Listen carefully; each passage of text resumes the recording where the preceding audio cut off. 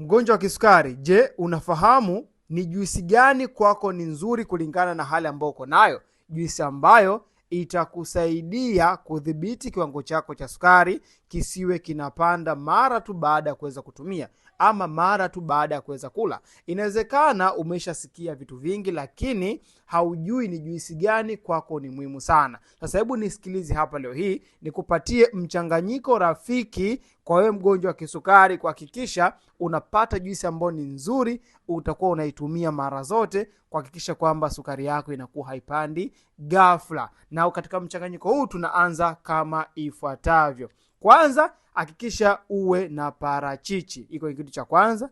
Jambo la pili, hakikisha unakuwa na tango, na jambo la tatu, hakikisha unakuwa na limao. Na hivi vitu vitatu vyote vikatekate kwa mara moja, vibrendi kwa pamoja. Baada ya hapo, tumia juisi yake iwe kama juisi yako ya kila siku wewe mgonjwa wa kisukari. Unapofanya hivi, hii itakusaidia kabisa kuweza kudhibiti kiwango chako cha sukari kisiwe kinapanda mara kwa mara. Ukihitaji kuweza kupata tips nyingi zinazohusiana na ugonjwa wa kisukari, vyakula gani kwako ni sahihi, hebu hakikisha una comment kitu hapa chini, lakini pia kisha una follow account yangu kwa Mizani. Pamoja na hilo, hakikisha umeshare video hii kwa watu wengi ili na wao waweze kujifunza kuhusiana na changamoto nyingi zinazotokana na ugonjwa wa kisukari.